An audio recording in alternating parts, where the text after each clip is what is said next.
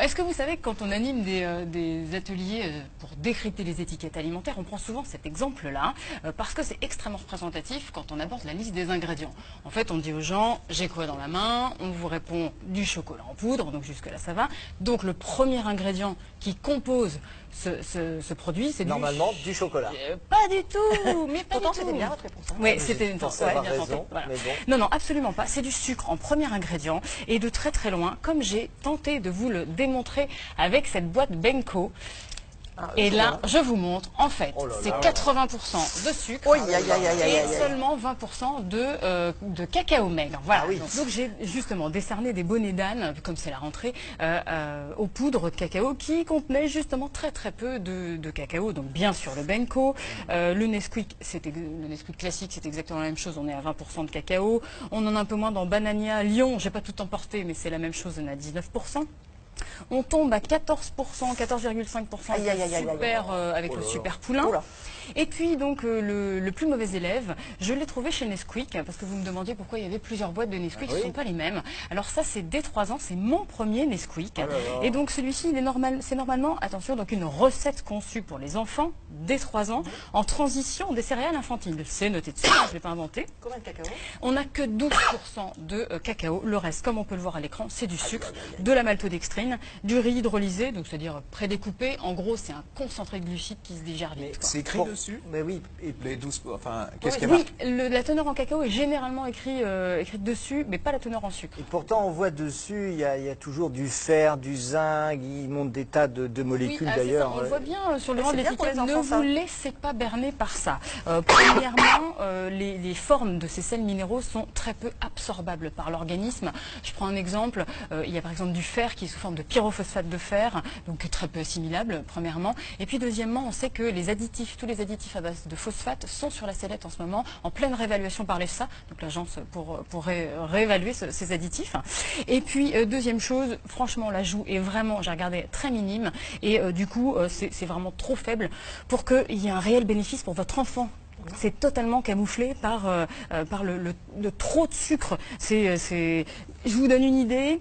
Dans le super poulain, par exemple, quand votre enfant avale un bol de super poulain, il avale l'équivalent entre 3 et 4 morceaux de sucre.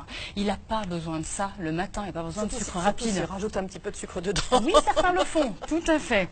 Donc lui, il a besoin de sucre complexe toute la matinée pour avoir de l'énergie. Donc clairement, toutes les poudres qui sont à ma gauche sont vraiment très éloignées des recommandations nutritionnelles. Et puis, ça ne devrait pas être consommé tous les jours. Alors, j'ai trouvé chez Leclerc, c'est Cacao Morning. Il y a une petite phrase derrière, que personne ne lit jamais, évidemment, et qui devrait pourtant être mise un petit peu plus en avant.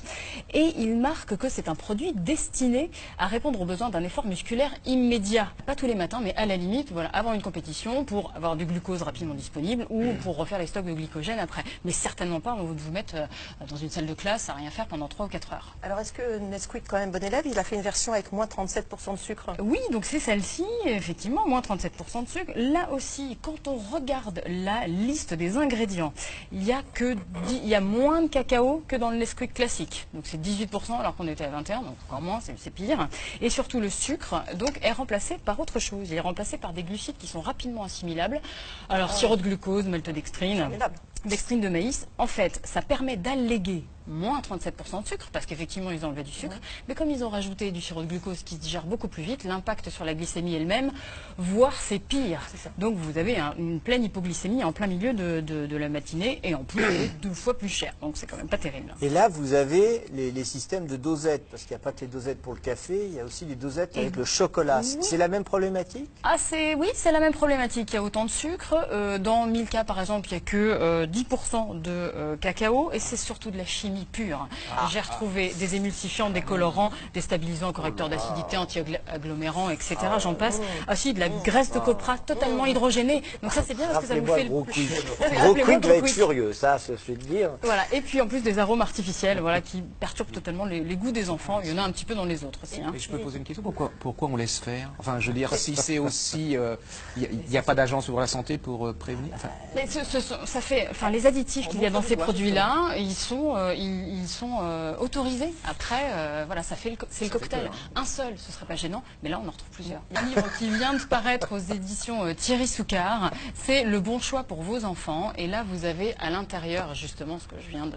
Bon, j'ai participé un petit peu à l'écriture de cet ouvrage aussi, mais voilà, c'est vraiment du décryptage. On vous dit, oui, ces poudres-là sont bien, non, c'est moins bien.